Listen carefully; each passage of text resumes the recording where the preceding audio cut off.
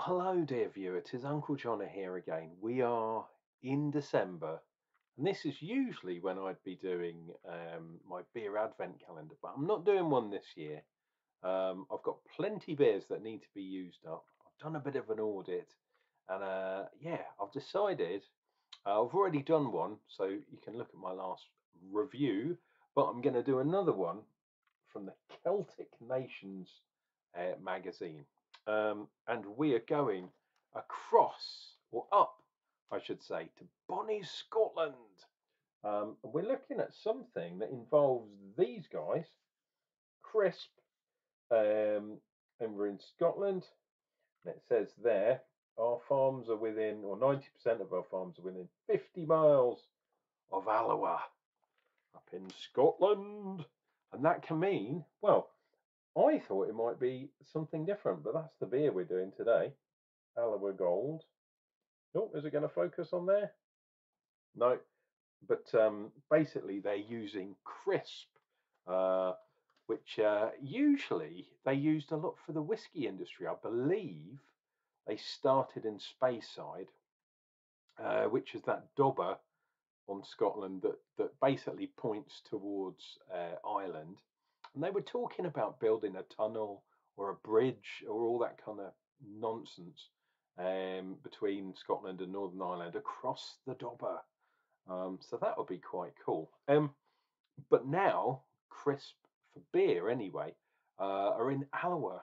I'm going to put this away because the tasting notes are no longer in the magazine. But that article, I've been reading it, is really interesting. And Crisp, as a maltster, are doing lots of heritage malts. And that is what is in this beer here. And here is the beer in question. Alloa Gold, using 100% Scottish malt. Scottish Pale Ale is the style. It is in collaboration with Crisp and Beer 52. So you know, Beer 52 is Edinburgh, and Alloa is kind of across the other side of the water from there. But they've used William Brothers. I don't know if you can see that. William Brothers for Beer 52. And they are based in Alloa as well. It's a 4% beer.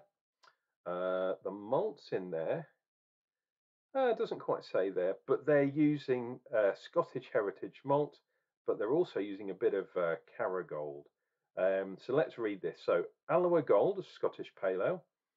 It's a modern golden ale showcasting? That's a weird word. Showcasting crisp Scottish Pale Lorette. Is it Lorette? Lorette? Aye. In every sip, the Carragold malt adds to the caramel notes.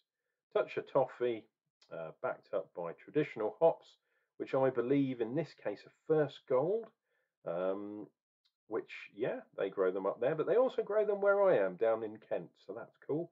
Clear and golden, medium carbonation, nicely balanced beer. Now, I was worried about this because originally this can was pretty taut, but it's got a bit of a dent in because I've had it in the fridge. Now, there are some other breweries. I think Harvestoon, the engine oil guys, they're up in Alloa, and there's, I think, what's the other one? It's not. Which one is it? It's not Black Sheep. It's Black something. Let's have a quick look. I've got my computer over here, so I can definitely tell you. Black Wolf, that's the one. In addition to William Brothers, and they do the Froch or Froch, however you pronounce it, which is really nice. I like William Brothers. They do some really nice beers. A lot of the time, they don't get as much gratitude from people as they deserve because they do supply to a lot of the supermarkets. So if you're in the UK, you probably will have seen William Brothers around, especially up in Scotland. There's a lot of them everywhere, but they do some funny beers as well. They did a pine beer that was quite nice. Look at that, we have a golden top, but silver bottom. It's because when you do a can, this is where you're connecting it to. So it's not a surprise that the tops are different to the bottoms. But I'd like a black bottom, you know, once in a while between friends. What am I talking about? Right, so this shouldn't.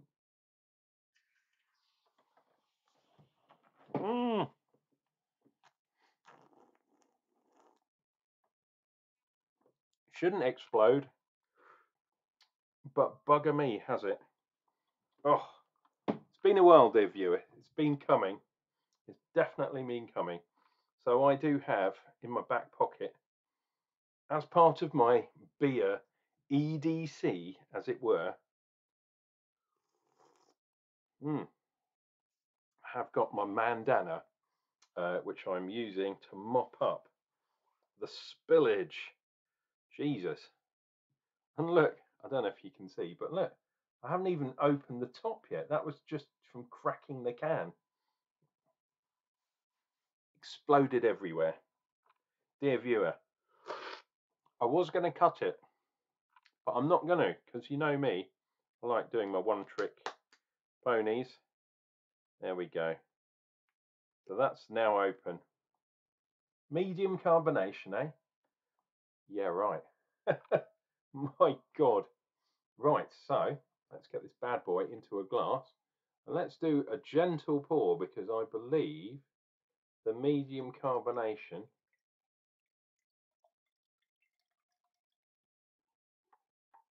will come and get me. Actually, it's not too bad. Not too bad at all. Apart from that explosion on my trousers. Oh no. There we go. What's that song? Oh, where's your trousers, Donald? All that stuff. There we go. I'm not going to go too far. Wow. And I can tell already that this has got a malty backbone, which is always good. Ugh. Stuff all over my trousers once again. Right, let's have a look at this bad boy. So it was pouring quite clear, but it has gone a bit hazy. I mean, it's not full on milky, but it's definitely a little bit hazy. And no oats, no wheat in this bad boy. This is purely about the malts, so fair enough. So I've swelled the glass just to get a bit of head. We're nowhere near a finger's head at all. But yeah,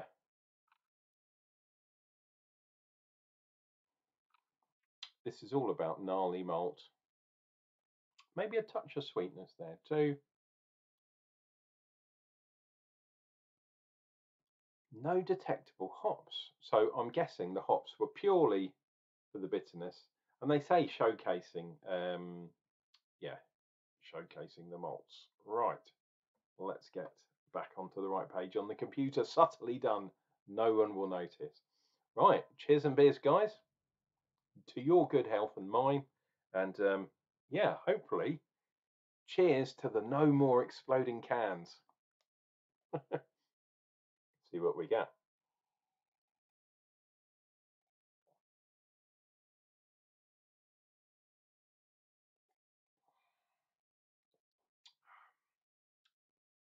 Actually, in the palate, it is quite a mild carbonation.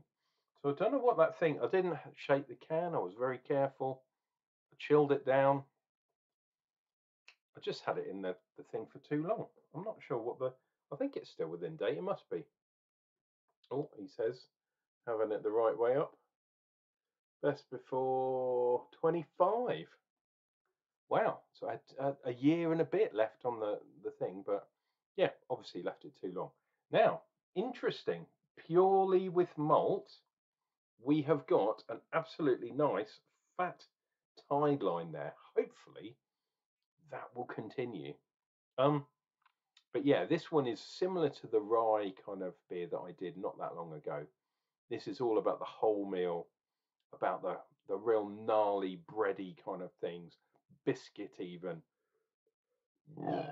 Wow. It's kind of like some of the German kind of lagers that are quite simple hop bill, but they use yeah, traditional kind of malts in there. It's that bready thing going on, um, maybe like a bit like toast. It's not too burnt, and it shouldn't be from that lovely golden colour. Um, but yeah, I mean, it's called a pale ale, but taste-wise, very much like a lager. And the difference between pale ale and lagers, when they're not heavily hopped, especially in the new style, there's not too much difference. Lager's obviously got a different kind of carbonation. Um, there is hardly any bubbles there, so it is a very light carbonation, although it kind of exploded to begin with. Hey, you know how we roll on this channel.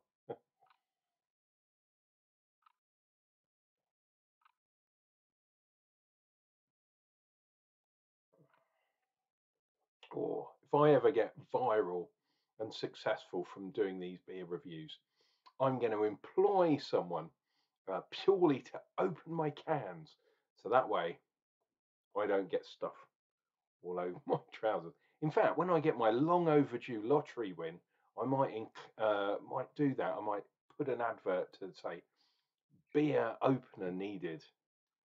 Might even get a sommelier or someone like that.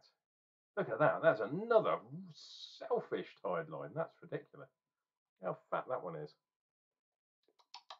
Right, now, I am getting some bitterness now as I go down the glass. Um, Definitely getting a certain level of bitterness, but that's all it is. It's not, oh, I can detect a specific hop. No, this is kind of, yeah, general kind of hop bitterness. Although I am getting some greenery there, some sort of hedgerow kind of thing going on, but no kind of fruit, no tropicalness at all. Um, it's just that sort of, yeah, First Gold is quite a sort of dank hop anyway, shall we say? But it's definitely a vegetal green hop, as opposed to, yeah, something a bit more modern, a bit more traditional. First Gold is very traditional kind of hop anyway. Wow, bit of carbonation there, but fantastic for showcasing your malt. And what it does is the bitterness just cleans your palate, so that way you can dive back in and you get that malty taste once again. Cheers and beers.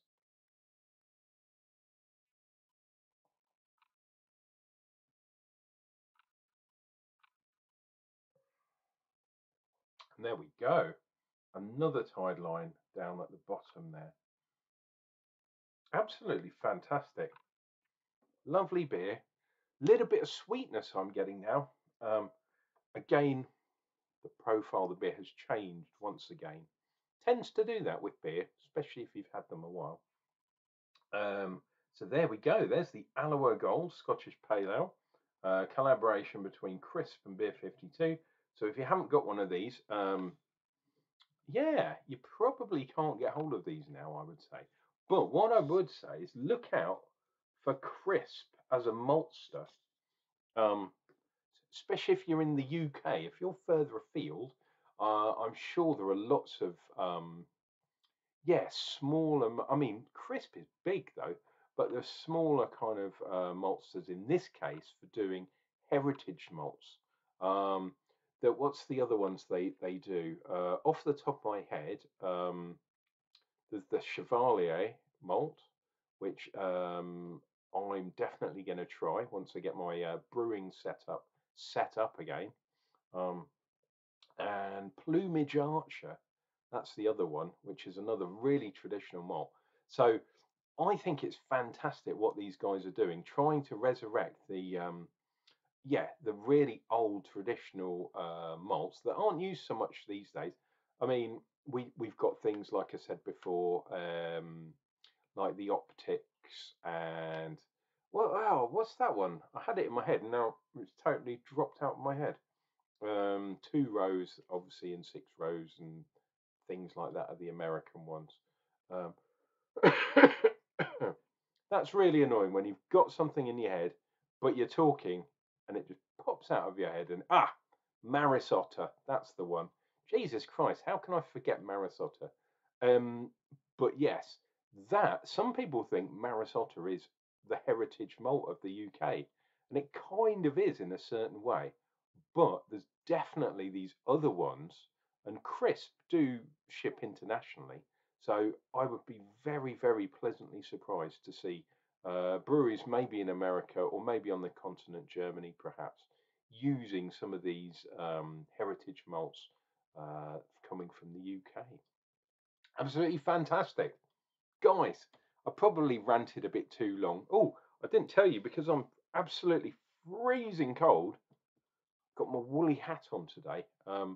Especially if you're a bit bald like me, you lose a lot of heat through your head. So even inside, if you're feeling a bit cold, and my God, my fingers are like icicles. I don't know what's going on because it's not that cold. I mean, it went under zero the other night, but yeah, it's not that cold. But my fingers are numb, and it's horrible.